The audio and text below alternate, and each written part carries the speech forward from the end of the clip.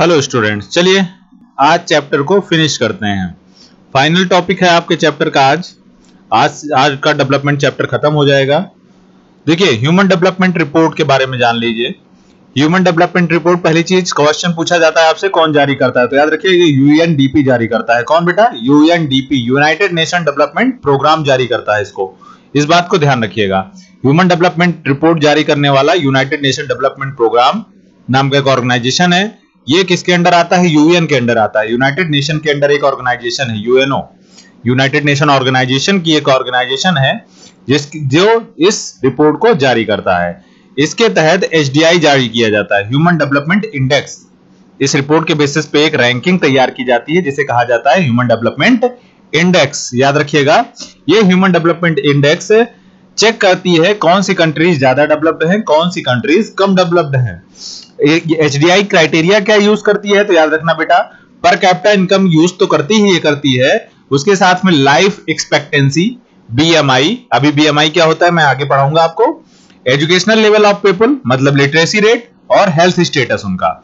इन सब क्राइटेरिया को चेक करती है यूएनडीपी की, human United Nation Development Programme की जो ऑर्गेनाइजेशन है वो इस रिपोर्ट को जारी करते समय हर कंट्री पे इन सारे चीजों पे रिसर्च किया जाता है। जहां पे भी पर कैपिटा इनकम के साथ लाइफ एक्सपेक्टेंसी भी अच्छी है, बीएमआई भी अच्छा है, एजुकेशनल लेवल भी अच्छा है मतलब लिटरेसी रेट भी अच्छा है और हेल्थ स्टेटस भी अच्छा है, तो उसे ह्यूमन डेवलपमेंट इंडेक्स में रैंकिंग टॉप मिलेगी। ठीक है, देखिए टोटल नंबर जो कंट्रीज का है जहां पे ये एचडीआई रिपोर्ट जारी होती है वो 189 कंट्रीज है। कितनी है? 189। इंडिया की रैंक 131st पोजीशन है। ध्यान रखिएगा, ये 2017 की रैंक है। तो करंट रैंक क्या है आप लोग कमेंट में मुझे सर्च करके बताएंगे। ठीक है, इंडिया की 2017 के अकॉर्डिंग 131st रैंक है 180 आउट ऑफ 189 में। तो कितनी बुरी हालत है इंडिया की आप खुद ही देख लीजिए। ठीक है, इतनी बात समझ में आई कि नहीं?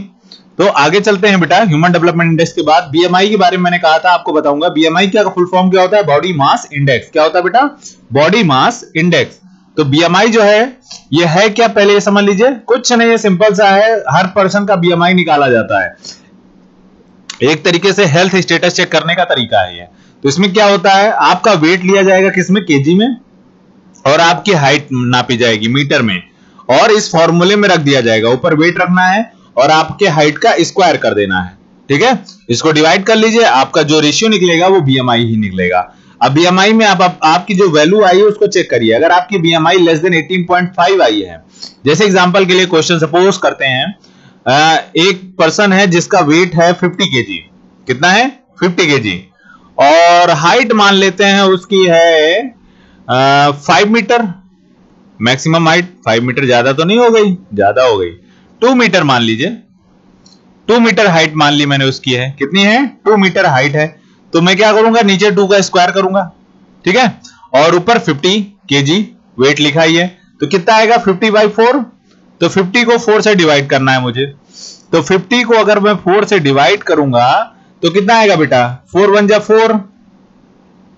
इसको डिवाइड कर दीजिए, 4 1 जा 4, 1 5 और 10 हो गया, 4 2 जा 8, 12.5 आएगा बेटा। ठीक है, 12.4 या 5 के अप्रॉक्स 12 पॉइंट समथिंग आएगा। 8 to 10 हाँ 4 5 जो 20, 12.5 आएगा। तो 12.5 आया। अब आप बताओ बीएमआई कैटेगरी के अनुसार किस में आओगे? लेस देन 18.5 में आओगे ना बेटा। मतलब जो पर्सन जिसका वेट 50 केजी और हाइट 2 मीटर है वो अंडरवेट कैटेगरी में है। किसमें बेटा? अंडरवेट कैटेगरी में है, मतलब उसकी सेहत अच्छी नहीं है। इसी तरह से आप सभी बच्चे जितने भी लोग ये वीडियो देख रहे हैं सब लोग अपना बीएमआई कैलकुलेट करिएगा। अपना वेट नापिए, उसके बाद अपनी हाइट नापिए। ठीक है, और उसको डिवाइड करके हाइट का स्क्वायर करके वेट से डिवाइड कर लीजिए। देखिए कितना आता है, किस कैटेगरी में आते हो आप, अंडरवेट हो या बिटवीन 18.5 to 24.9 तक हो। अगर इस बीच में आपका बीएमआई आता है, डिवाइड करने पे जो आंसर आएगा, अगर इसके बीच में रेशियो मैच करता है तो आप नॉर्मल वेट में रखते हो, और अगर इससे ज्यादा है तो ओवरवेट है, और 30 से भी ज्यादा है तो समझ लीजिए वो सबसे मोटा हाथी होगा एक तरीके से। तो सभी लोग अपना बीएमआई जरूर निकाल के कैलकुलेट करें। ठीक है, चलिए अगला देख लीजिए, लाइफ एक्सपेक्टेंसी रेशियो क्या होता है। सिंपल सी बात है, लोगों की एवरेज एज, कितने साल एवरेज मैक्सिमम जीते हैं लोग। ठीक है, तो कुछ लोग कहेंगे सर मेरी दादी तो 90 साल जी थी, है ना, सही है। तो अब करंट टाइम पे एवरेज सभी पर्संस की देखी जाती है, डेथ कितनी एज में हो जा रही है।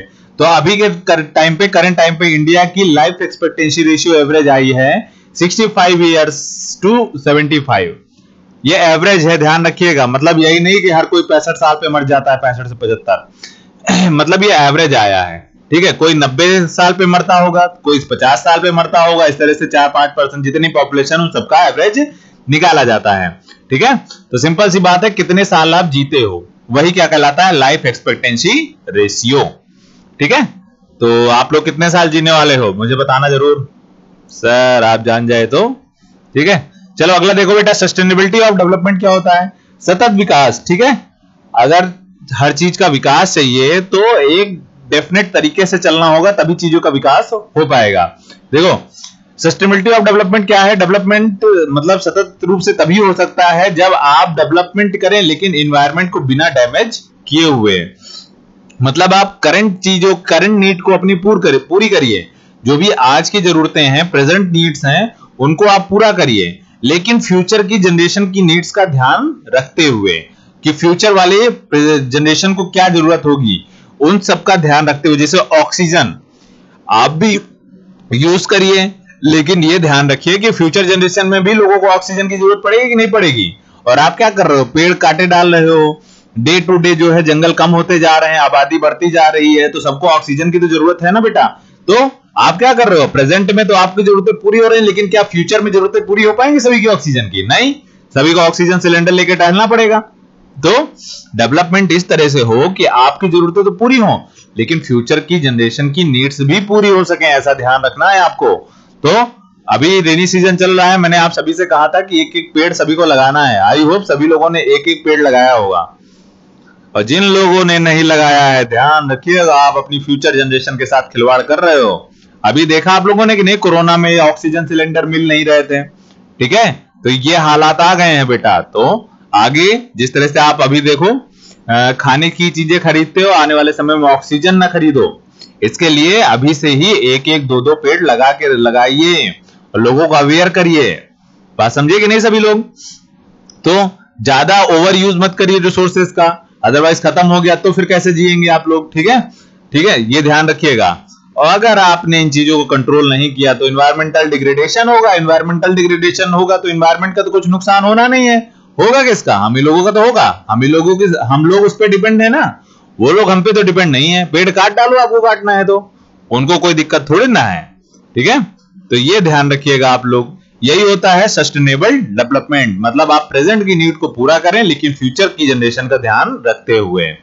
ये कुछ क्वेश्चंस हैं, इनके आंसर्स आप सभी को लिखने हैं अपनी फेयर कॉपी में।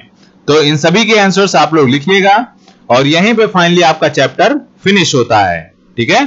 चलिए, जिन लोगों ने अभी तक पूरे लेक्चर नहीं देखे हैं वो कंप्लीट लेक्चर देख लें, नोट्स अच्छे से प्रिपेयर कर लें, ठीक है, क्योंकि ये याद रखिएगा फर्स्ट टर्म एग्जाम में आएगा। और इसके बाद इस चैप्टर से रिलेटेड नेक्स्ट क्लास में मैं आपको कुछ एमसीक्यूज प्रैक्टिस करवाऊंगा, ठीक है। Okay, just take care.